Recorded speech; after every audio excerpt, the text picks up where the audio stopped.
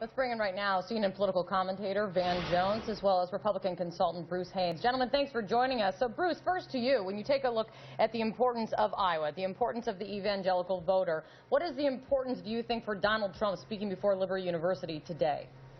Well, this is a moment for him of great opportunity that's also fraught with peril. He has a chance. Again, he's neck and neck with Ted Cruz in Iowa right now. He's leading in South Carolina, which my home state, a state that has a lot of evangelical voters as well. He has an opportunity to maybe pull away just enough of those voters in Iowa to get ahead of Cruz. But the danger here is, you know, Trump's big stock right now is his authenticity, that he is kind of the most real, authentic, genuine candidate in the Republican race, says what he thinks. This is no place to fake your faith at a podium at Liberty University. He'd probably be wise to stick with connecting on other values that evangelicals care about, like national security, like economic issues, and speak more broadly and not try to connect on theological or faith-type issues, I think. Interesting that you bring up the idea of authenticity, because one of the things about Donald Trump is not subtle, right? There's not a lot of nuance there. So, Van Jones, when Donald Trump goes negative, he doesn't just say, oh, so-and-so voted for this or believe that. He just out and out says nobody likes him. Listen to what Donald Trump said about Ted Cruz over the weekend. He's a nasty guy. Nobody likes him. Nobody in Congress likes him. Nobody likes him anywhere once they get to know him. He's a very... he's got an edge that's not good. You can't make deals with people like that, and it's not a good thing. It's not a good thing for the country. Very nasty guy. It seems Donald has a lot of nervous energy. You know, I think in terms of a commander-in-chief, we ought to have someone who isn't springing out of bed to tweet in a frantic response to the latest polls. This is a particular kind, Van, of going after each other right here. Who wins a battle like this? Well, so far, Trump almost always wins. What Trump is so brilliant at is that he finds that one word with low energy, now nasty, that really does kind of surface something in a very concise way. He's a great marketer. He's kind of branding his opposition. He's not wrong. Ted Cruz is a very hard person to like. I've met him a couple times. He's just kind of weird and strange, and he doesn't relate to people in a normal way.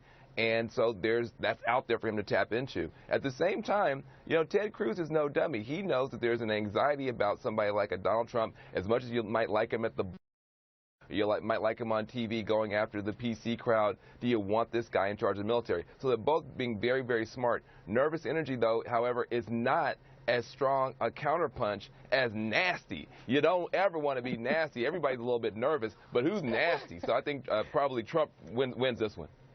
So that when you said that to me the other day, you were not complimenting me when you called me nasty. Totally different issue. It's a completely different thing.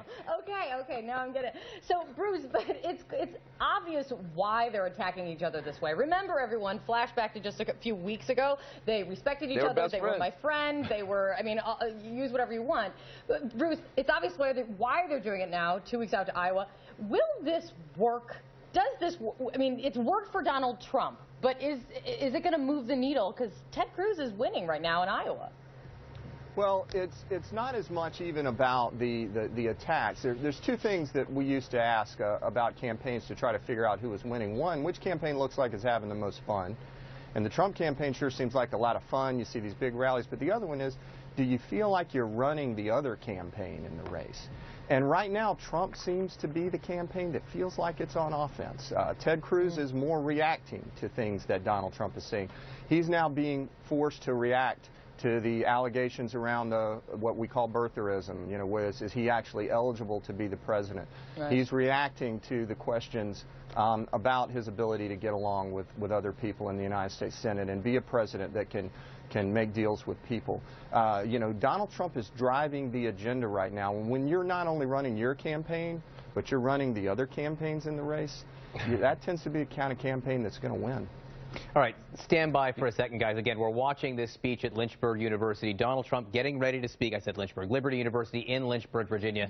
Donald Trump getting ready to speak at this Christian university. We will get as it begins. I want to shift focus now to the Democratic debate that took place last night. Hillary Clinton versus Bernie Sanders. We saw a very interesting dynamic there that played out repeatedly on the stage, but it was sort of this idea, Van, of purity versus pragmatism. And we saw it on the issue of health care. Bernie Sanders released more details of his Medicare for All plan, and Hillary Clinton was critical of it. Listen to what Hillary said. There are things we can do to improve it, but to tear it up and start over again, pushing our country back into that kind of a contentious debate, I think is the wrong direction. No one is tearing this up. We're going to go forward. We're not going to tear up the Affordable Care Act. I helped write it. But we are going to move on top of that to a Medicare for All system. Van, you really got a taste there of what the overall debate was like. What did you take away from last night's action? Well, first of all, I saw a candidate that I'd never seen before, Hillary Rodham Obama.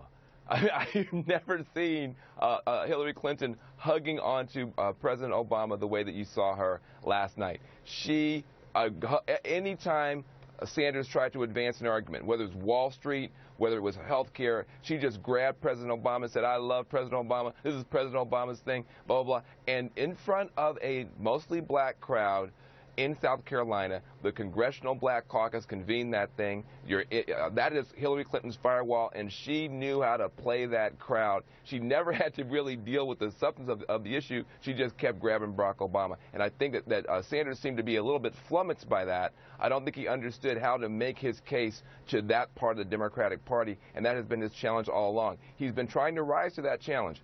But she knows how to work a pro-Obama African-American crowd like nobody's business, and she did it last night.